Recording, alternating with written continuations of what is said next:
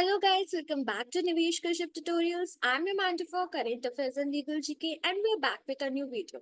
So guys, आज हम discuss करने वाले हैं the part 2 of the landmark judgments that we have already discussed the part 1. आज हम डिस्कस करेंगे on the basis of the basic feature of the constitution पे कौन कौन से जजमेंट्स हुए थे। पहला हमारा केशव नंदा भारती केस 1973। ऑलरेडी हम इसको पहले फर्स्ट वीडियो में डिस्कस कर चुके हैं। एंड अगर हम देखें कि इस डॉक्ट्रिन ऑफ मींस जो बेसिक स्ट्रक्चर में था उसमें क्या बोला था सुप्रीम कोर्ट ने कि जो amending power of the parliament है that is subject to the basic features of the constitution. इसका जजमेंट सिर्फ इतना सही था in the basic feature of the constitution में। अगर हम देखें वामन राव केस 1981 में क्या था, तो वामन राव केसेस में इसके दो जजमेंट्स आए थे। एंड अगर हम देखें केस में कि what was the Waman Rao case, so let's discuss. Waman Rao versus Union of India basically case था। पहले उसमें फर्स्टली क्या हुआ कि जो महाराष्ट्र गवर्नमेंट थी उन्होंने महाराष्ट्र एग्रीकल्चर लैंड एक्ट पास किया था 1962 में, जिसको सेवरल टाइम रिवाइज किया गया था क्योंकि इसकी जो सीलिंग लिमिट थी दैट इज द जो ओनरशिप होना चाहिए एक लैंड के किसी पर्सन के पास वो डिसाइड नहीं हो पा रही थी। एंड जैसा कि यहाँ पे दिया गया है इसको 15 ईयर्स तक काफी टाइम चेंज किया गया। फिर उसके बाद इसको प्रोटेक्ट किया गया था under article 31A and 31B।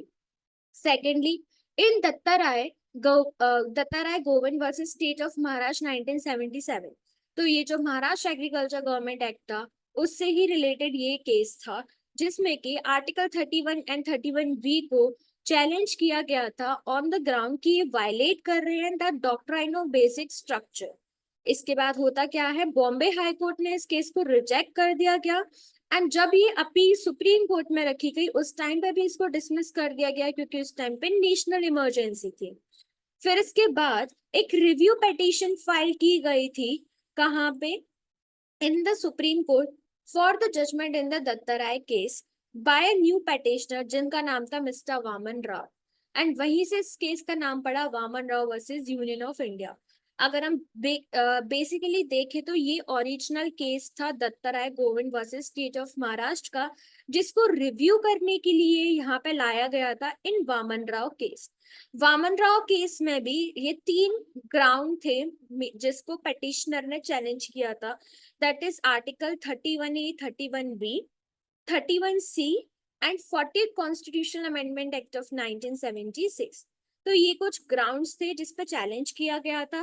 And ये कुछ जजमेंट्स थे जो सुप्रीम कोर्ट ने निकाले थे। सो फर्स्ट सुप्रीम बेसिकली उन्होंने ये बोला कि 31A जो है वो not against the basic structure. Secondly उन्होंने बोला कि 31A नेसेसरी है क्योंकि ये इफेक्टिव अबॉलिशन ऑफ इसी से ही जो जमींदारी सिस्टम है वो अबॉलिश हो सकती है। एंड अगर अपन को एग्रीकल्चर सेक्टर रिफॉर्म करना है तो ये बहुत ज्यादा जरूरी है। एंड इफ क्योंकि जब वेल्दी पीपल अपनी जो वेल्थ है वो willingly upliftment of the poor people को नहीं दे रहे हैं तो गवर्नमेंट को कुछ नेसेसरी मेजर्स लेना पड़ेगा। And also Kesavananda Bharati cases में आर्टिकल 31A को अपहेल्ड किया गया था। Secondly we see the 31B।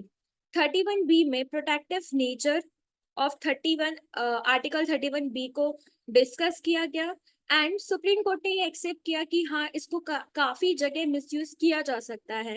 And the protection under 9th schedule was granted but entire 9th schedule was made to subject to judicial review. So यहाँ पे जितने भी acts हैं जो कि 9th शेड्यूल में प्लेस किए गए थे before the Kesavananda Bharati judgment उनको इम्यून किया गया था under the judicial review. And ये भी कहा गया था कि डॉक्ट्राइन ऑफ प्रोस्पेक्टिव ओवररेलिंग मतलब that law will be applicable to the future cases only. If we see the nextly 31C में 31C में यहाँ पे article 31C that is DPSPs को बोला गया था कि यहाँ पे उनका प्रोटेक्शन एंड प्रमोशन हो रहा है एंड तभी वेलफेयर ऑफ द पीपल हो सकता है। And also it supported the basic structure of the constitution.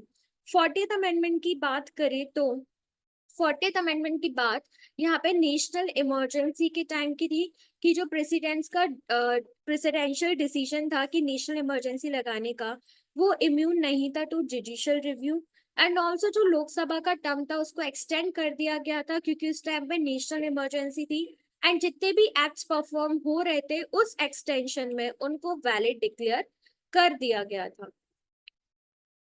Lastly but the supreme court judgment यहाँ पे था कि जो सुप्रीम कोर्ट ने बेसिक स्ट्रक्चर ऑफ डॉक्ट्राइन को रिट्रेटेड किया गया था एंड उन्होंने एक लाइन मार्क कर दी गई थी कि अप्रैल 24 1973 को जो केशव नंदा भारती जजमेंट था एंड held that कि it should not be applied retrospectively to reopen the validity of any amendment to the constitution which took place prior to the date। तो जितने भी 1973 तक एक्ट्स थे अंडर द 9th शेड्यूल उनको judicial review में नहीं गया गया था टिल 1973 एंड जितने भी 1973 के बाद के थे उन सबको जुडिशियल रिव्यू में रखा गया था for the judicial review. Next one is the Eyre Coelho case of 2007। I R Coelho में से क्या हुआ था? In the Iyer Coelho case, the Supreme Court stated that protection of 9th schedule will not be applicable to those laws which violate elements of basic structure from 24th of April 1973, जिस time पे केशव नंदा भारती का judgement आया था। Let's discuss this case in the further details. So Nehru government ने pass किया था first constitution amendment act in 1951, जहां पे article 31 that is right to property को अमेंड किया गया था एंड वहां पे ऐड किया गया था article 31A and 31B and 9th schedule को। फिर उसके बाद उसके अलावा कुछ सम लॉज ऐड किए थे 9th शेड्यूल जिसमें कोर्ट जुडिशियल रिव्यू नहीं कर सकता था। लेकिन सुप्रीम कोर्ट ने 1973 में इन केशव नंदा भारती केस में ये बोला था कि पार्लियामेंट अमेंड कर सकता है any provision of the constitution under article 368, लेकिन वो उसके बेसिक स्ट्रक्चर को अमेंड नहीं कर सकता। लेकिन सुप्रीम कोर्ट ने ये भी बोला कि जुडिशियल रिव्यू जो है वो बेसिक स्ट्रक्चर का एक पार्ट है।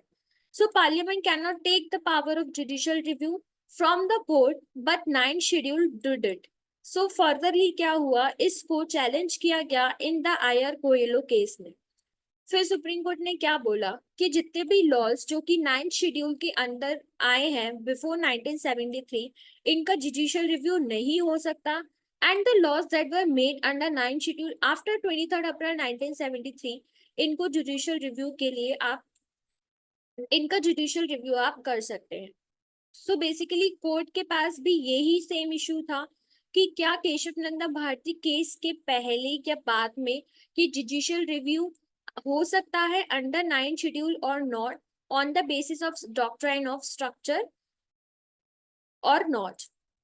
So what was the Supreme Court judgment?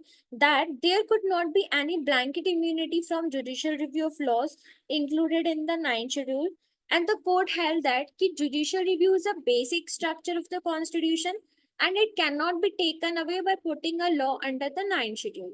And also therefore the judgment put an end to the politico legal controversy by holding the parliament's amending power subject to judicial review. So guys, this was the end of the video. I hope that you would like our video. Before going, just like the video, hit the bell icon. Don't forget to share this video. I hope that you would like this video. And also, you can get the PDF of this on our Telegram channel. The link is given in the description. Thanks for watching the video.